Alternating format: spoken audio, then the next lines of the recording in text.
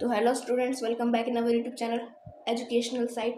तो आज हम स्टार्ट करेंगे अपने a different kind of school chapter का पार्ट 2। तो हम यहाँ से स्टार्ट करेंगे 10th पॉइंट से। तो let's begin. There is no mystery about it, Miss Beam continued. तो इसमें कोई दुखी होने की बात नहीं है, मिस बीम ऐसा बोलती है। Everyone is very kind and it is really something of a game. यहाँ के हर एक बच्चे बहुत अच्छे हैं और ये एकदम एक खेल की तरह है। Before the day is over, thought even the most thoughtless child realizes what misfortune is। और जैसे ही यहाँ शाम होती है उससे पहले जो बच्चा है वो समझ जाता है मिसफॉर्चून क्या है, मतलब क्या डिफिकल्टी है किसी दूसरे को। ठीक है, फिर next. The blind day is of course really the worst, but some of the children tell me that the dumb day is the most difficult. मतलब बच्चे लोग मिस बीम से बोलते हैं कि जो ब्लाइंड डे है वो सबसे बेकार दिन होता है। ब्लाइंड डे यानी कि अंधे वाला दिन, और जो डम डे रहता है, डम डे यानी कि जिस दिन हम लोग बात नहीं कर सकते, वो वाला डे बहुत डिफिकल्ट रहता है। फिर next. We can't bandage the children's mouths so they really have to exercise their will power.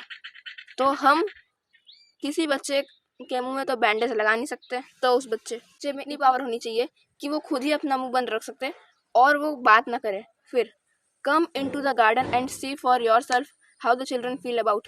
आप गार्डन में आओ और अपने बारे में देखो कि बच्चे कैसे फील करते हैं। फिर next. Miss beam led me to one of the bandaged girls।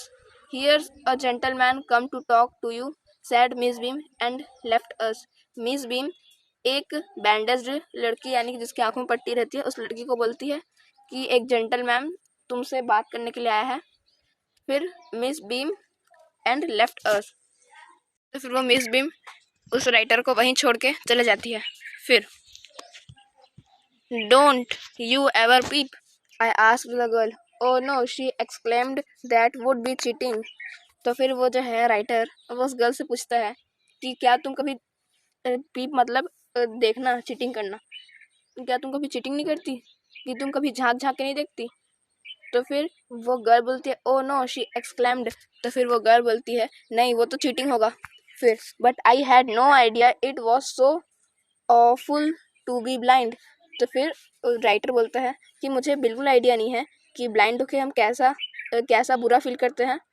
फिर you can't see a thing, you feel you are going to be hit by something every moment.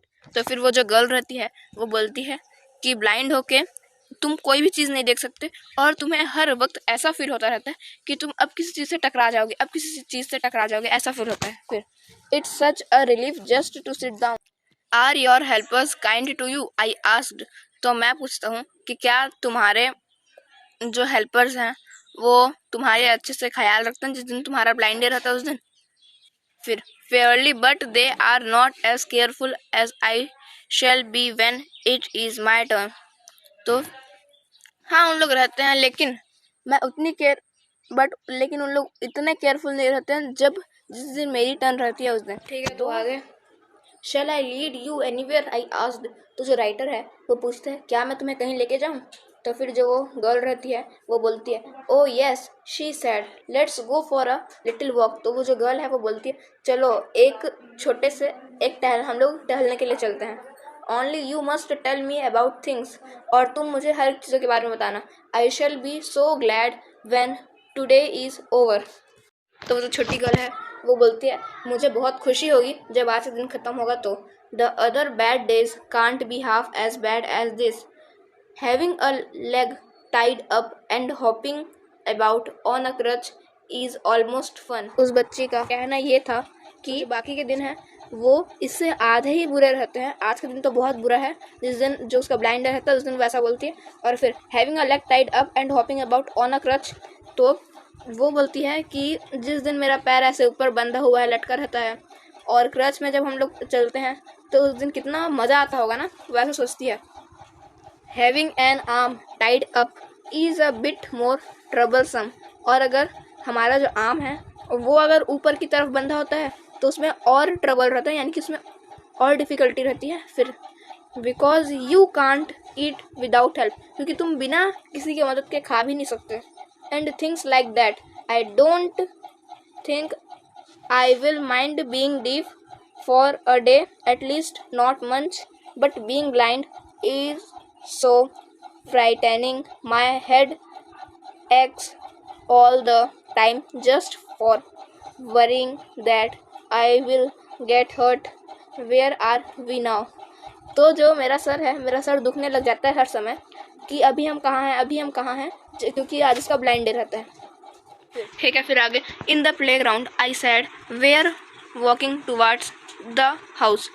तो जब प्ले ग्राउंड में थे तो वो जो राइटर है वो बोलता है अब हम लोग अपने घर की तरफ जा रहे हैं। फिर मिस बीम जो है is walking up and down the garden with a tall girl. तो जो मिस बीम है वो एक लंबी सी लड़की के साथ ऊपर और नीचे गार्डन में टहल रही थी। What is the girl wearing? My little friend asked. तो जो वो राइटर है उससे जो एक गर्ल रहती है जो जिसकी आंखों में पट्टी रहती है वो पूछती है कि उस गर्ल ने क्या कपड़े पहने हैं। तो फिर राइटर बोलता है a blue cotton skirt and a pink blouse. तो वो कॉटन का ब्लू कलर का स्कर्ट पहने रहती है। फिर I think it's Milly, she said what colour is her hair. तो जो वो छोटी सी बच्ची है वो उस राइटर से फिर बोलती है कि मेरे ख्याल से वो मिली है। और फिर पूछती है कि उसने कौन से कलर, उसका जो बाल है वो कौन से कलर का है। फिर वेरी लाइट आई सैड। तो फिर वो बोलता है एकदम फीका है। जो राइटर है वो बोलता है बहुत फीका है। फिर उसके बाद वो गर्ल है वो बोलती है yes that's Milly, she is the head girl. तो वो मिली है, वो हेड गर्ल है। There is an old man typing up roses I said yes that is Peter, here is the gardener, he has hundreds of years old. तो फिर वहाँ पर एक ओल्ड मैन रहता है जो रोज़ के पौधे लगा रहा था। और फिर जब वो गर्ल है वो बताती है हाँ ये पीटर है, वो यहाँ का गार्डनर है और वो 100 साल की उम्र का हो गया है। And here comes a girl with curly red hair, she is on crutches. तो वहाँ पर तभी एक गर्ल आती है जिसका जो बाल है वो कर्ली रहता है, रेड कलर का। कर्ली मतलब घुंघरालू बाल रहते हैं उसके। She is on crutches. तो वो क्रचेस में थी। That's Anita, she said. तो जो वो है गर्ल वो बोलती है वो अनीता है। फिर आगे and so we walked on gradually I discovered that I was 10 times more thoughtful than I ever thought I could be. तो फिर उन लोग ऐसे चलते गए तो जो राइटर है वो सोचने लगा कि क्या, जब उसने वहाँ टाइम स्पेंड किया तो उसने सोचने लगा कि अब मैं 10 गुना ज़्यादा थाटफुल हो चुका हूँ।